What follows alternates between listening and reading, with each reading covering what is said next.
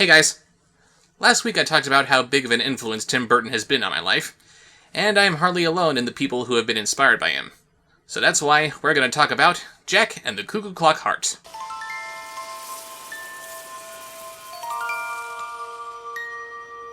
Yeah, when you have a title like that and artistic direction that looks like this, it's pretty obvious whose movies the director was watching while growing up.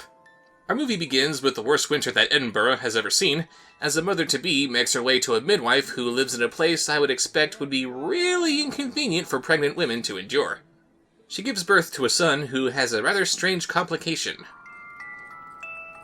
His heart's as hard as a rock. His heart feels so cold. He has a heart of gold, you say? No, a heart of ice, as in cubes, not cream. Huh? She keeps him alive by giving him the titular Cuckoo Clock Heart, because she also specializes in steampunk cybernetics, I guess, and all I can do is wonder why he already has such a strong neck at this early age.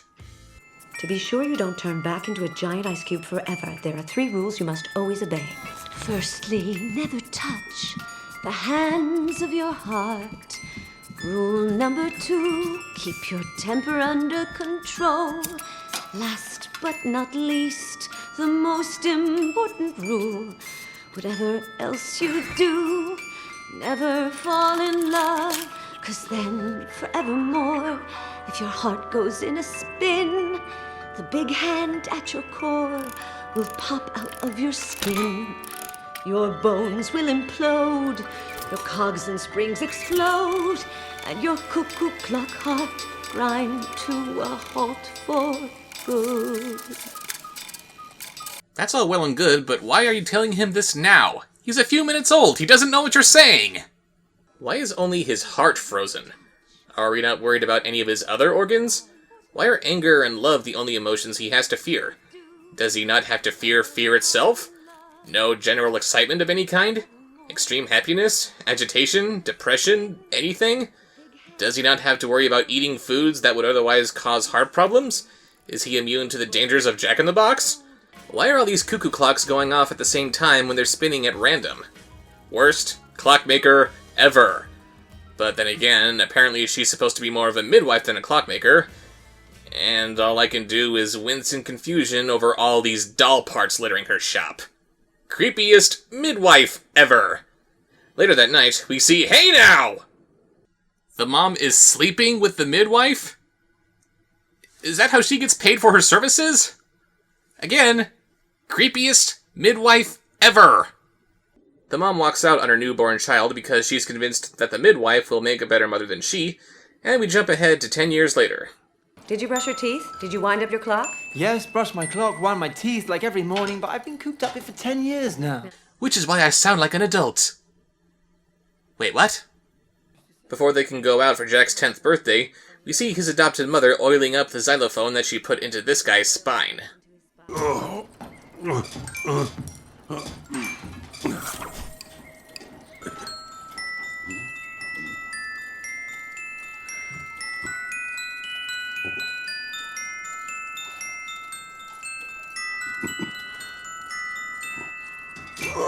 I don't think she's a licensed chiropractor. She warns him again about the 3 rules before going into town, and he is of course mesmerized by all the new sights that there are to behold. Wow! A cloud you can bite. Are you referring to me? Ugh. You can dress it up in a fancy, artistic veneer. But regardless, must be a bomb show! And it doesn't stop there. Remember that whole not falling in love thing? Yeah, he falls in love immediately with this little gypsy girl named Acacia. Oh, my pretty arsonist, let me clasp you close to me, rip your clothes with my teeth and tear them into confetti. It's funny because he's 10. They keep on singing their twisted little innuendo song, as the organ that she's grinding is getting bigger and throbbier. Subtlety! You'll also notice the background characters moving around like clockwork figures. Sorry, movie, but Corpse Bride did it better. Also, I'll accept that maybe Jack doesn't know what falling in love actually feels like, but if it's as dangerous an emotion as all that, shouldn't he be dreading this new alien feeling that he's experiencing? Do you often sprout Italian ice cream cones? Only when I've snacked on spaghetti after midnight. You know, movie, you can go ahead and think of me as a prude all you want. I don't care. What gave you the impression that I wanted to be reminded of a little girl's nipples getting hard?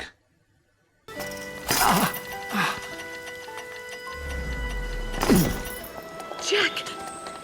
No, not this. Oh, please, God. What have you done to him?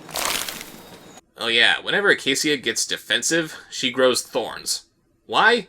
Never explained. Or even acknowledged. Kinda pointless, really. His mom gets him back home, and she's not happy about his little escapades. Do you have a pain in your heart when you cough?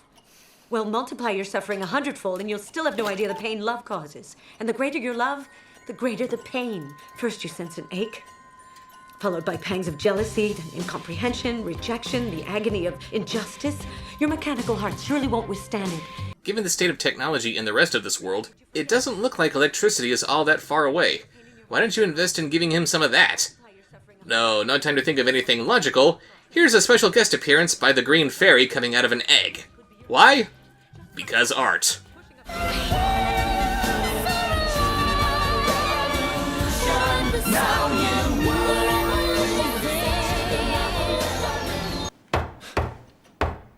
Do you know why I saved your life? You're the child I was never able to have. How come you couldn't have one? Because she's nuts! You have met her, haven't you? Jack says that he wants to go to school, but his mom is against the idea. Going to school. It'll drive you up the wall. No, I promise. You'll be bored out of your mind. You'll have to read lots of books you despise, when here you get to choose which ones to read, not to mention sitting for hours on end without moving. Naturally, you won't be allowed to talk or make any noise, and no daydreaming except at lunch, perhaps. I know you too well. You'll hate every minute. Gee, I wonder if the deep, artistic minds of the people who made this movie were bored with the tedium of their school lives or something. The local school Jack goes to is locked behind a giant, jagged iron gate. Again, subtlety! He looks for Acacia without describing her beyond tiny little singer. That's helpful. When he meets... Oh, hi, Victor Van Dort. For a few years now, I've been turning this school into my personal domain. And now everyone knows that in the schoolyard, whatever I say holds sway. I make sure the other kids respect me. There must be a few I simply scared. This is my empire, my realm, it's territory I'm ill-inclined to share. I'm the villain, in case you couldn't tell by my obvious expositing. He goes up to Jack to tell him to stop looking for Acacia, since she's his girl. How do you make that mechanical sound? Is that your heart going tick-tock? Is what going tick-tock? I don't hear anything, and I know he's got the cuckoo clock heart. Don't let me hear you so much as mumble her name or I'll pulverize the clock that you call a heart. I mean that. I'll obliterate you. In fact, you'll be through with love when I'm done with you. We jump back to his mom, where she sings a sad song to collect the tears of her cat. I wonder why she's never had kids of her own! We then get a little montage of Jack going to school for the next 4 years. He hasn't seen anything of Acacia, and all that's happening is him getting tormented by not Victor. Why is he still coming here? Why the 19th century beatboxing? Because art, fuck you. Not Victor drops a birthday card from Acacia that Jack mistakes as being intended for him, since it's apparently his birthday too. They get into a scuffle, but then Jack's clock pokes Not Victor in the eye. He runs home to safety, and all his mom can do is put him in a boat so he can run away from his problems. Solid parenting there, Ma. He eventually gets onto a train headed for... I have no idea, and I'm pretty sure he doesn't know either. Why does the train have bat wings? Why is the train a giant accordion? Yes, it looks interesting, but form follows function, people. After a completely pointless run-in with Jack the Ripper, our lovesick hero then meets George Méliès. Don't recognize that name? He was one of the pioneering geniuses in the earliest days of cinema. Meaning that this is taking place in a world where electricity is commonplace. Why isn't Jack running on a battery? Méliès takes Jack to his home in Paris, because you can just take the train from Scotland to France, where they get better acquainted. Is it badly damaged? No, everything works just fine. Oh, Actually, it gives me an idea for repairing my camera, surely. A similar spring to the one that I just installed in the miniature mechanism of your arteries will enable this maker of dreams finally to crank back into life in exactly the same way as yours, mon ami. Oh, look! See, it works. The machine functions in the same way as your heart, almost as if it absorbs every emotion. No. No, it really doesn't. And if the cuckoo clock absorbs every emotion, then why is love so dangerous? Shouldn't it absorb that emotion without any problems? Why not come with me to Andalusia, Mr. Milius? Everything is possible there, I'm sure. Do you really want a magician on the verge of a complete nervous breakdown as a companion for your quest for love? I do think that, how you say, hilarity will ensue? So they go to Andalusia, as suggested by that postcard that Jack stole from Not Victor, but not before we get into a trippy little music video.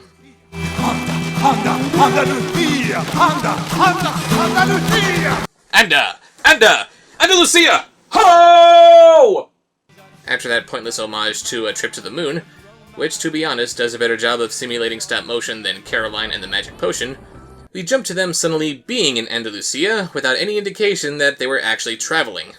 Apparently, the only thing in Andalusia is this freak show carnival thing. And I do mean freak show. What in God's holy name is that supposed to be? A head with starfish arms coming out of it? How was this thing not smothered as soon as it was born? They eventually find Acacia working as a flamenco dancer, which has to switch gears into another trippy music video. Because art. Jack sneaks into her dressing room so he can get reacquainted with her. My vision's not quite right because it makes me look a sight. Enough to give a world of pride like a sprite.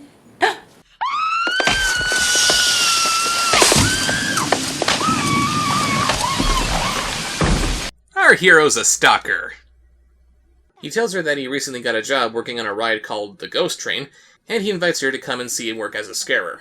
The talking carnival is in town. You better be ready. Just follow the parade of dancing skeletons. Full of ghoulish delight surrounds every corner. Don't tell your parents you're here. They will soon be mourners. Welcome to the lower berth, the greatest show on earth. We appear without a sound. The darkest show around. We will leave you in a daze. Madness, murder, dismay. We will disappear and now with blood on the concrete.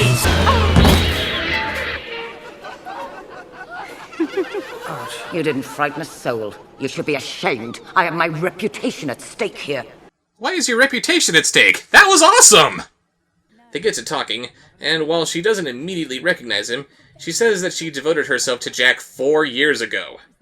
And just in case you need a reminder, they haven't even seen each other since they met. What the hell is wrong with you kids?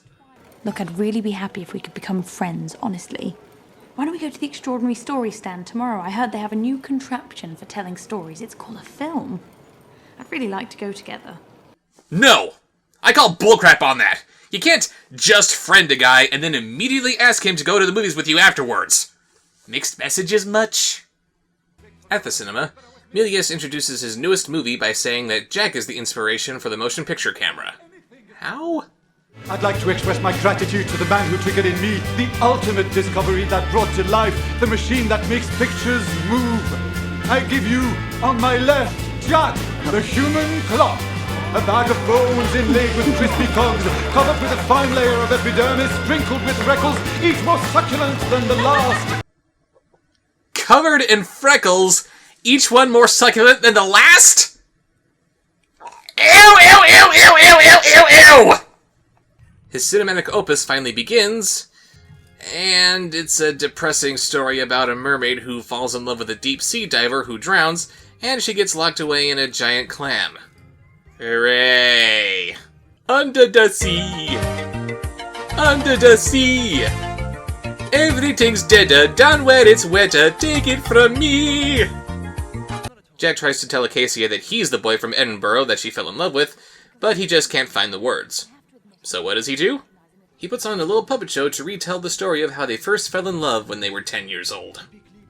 Teetering like a bird in high heels, dancing the daintiest of reels. Her little feet get in a tangle. She bumps her nose and takes a tumble.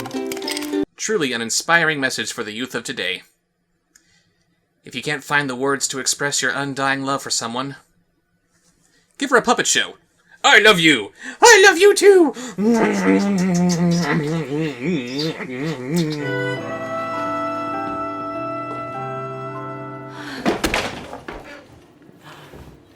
Alright, you're in, mon ami! So they realize their love for each other, and Jack suggests that they run away together after Acacia's next show. He gives her the literal key to his heart. Symbolism!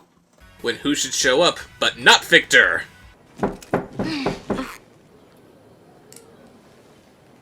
Joe, what on earth brings you here? Joe. We're an hour and 8 minutes into the movie, and we're finally learning that the villain's name is Joe? I'll tremble in fear before the dread pirate Joe! Acacia says that she's going away with Jack, but Joe, seriously? Tells her that Jack is the real villain of the story, since he's the one who poked his eye out. Joe's been telling me about when you were at school, the 3 rules, his eye, everything. Joe. You won't get around me with your lies. I won't believe you. Joe is here. You just happened to forget to tell me something as serious as that. Who are you? He forgets to mention all the things he put me through for so many years. That gives you a good reason to gouge out his eye? No, obviously not. But why do you think he traveled all the way here to rake up the past? He's trying to turn you against me. Stop that! It's raining. Leave me alone. Hey, get back here! Jack was just struck by lightning, and he's not even singed! What happened here was a miracle, and I want you to fucking acknowledge it! So it would appear as though Joe has won the day. So many long years I've reflected and ruminated, unable to accept my adventure had been terminated. Oh, get a blog. After a brief scuffle, Jack's clock is damaged and Joe leaves with Acacia. While they've stopped to fix a broken wheel, Acacia runs back to Jack to give him his key, but Jack makes a mad dash for home, because you can travel from the south of Spain to Scotland in an hour or so. They finally reach Edinburgh to find that his mother has died off screen. Acacia catches up with him to wind up his heart, but he throws away the key and resigns himself to his fate, because... I don't know, it seems dramatically appropriate? Acacia has apparently forgiven Jack of his transgressions, they still love each other, he's not beyond repair, so why doesn't he just let her fix him? So Jack dies and climbs up the fallen snowflakes to heaven. Because art. So that was Jack and the Cuckoo Clock Heart, and... I don't know. The animation is gorgeous, and the story is a unique twist on the most basic of love stories, but this is just a little too weird even for my tastes. The dialogue is awkward, our heroes being this young is just creepy, the inclusion of historical figures is head-tilting, the music doesn't really work in a lot of places, and while I am a fan of bizarre for the sake of bizarre, this movie doesn't understand that even for that dynamic, there's a time and place for everything. It's like The Nightmare Before Christmas.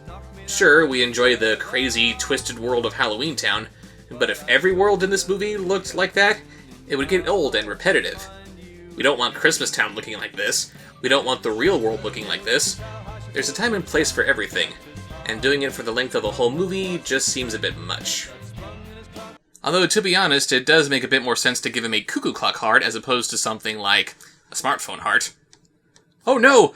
I haven't been plugged in for more than an hour! I'm dying!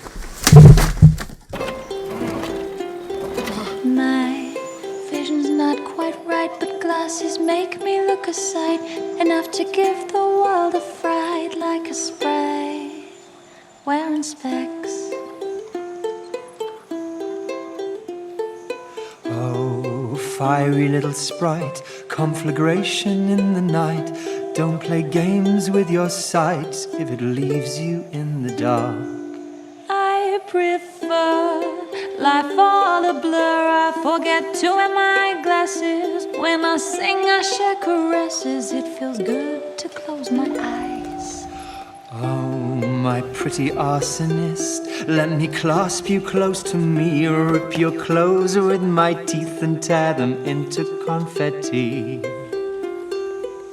to scatter as we kiss. Confetti? on you and me. All I see are stars. Suddenly some days my eyes lead me astray, far away down the street, until I can't bear to steal a glance at the sun, or even look the sky straight in the eye. All I see are stars.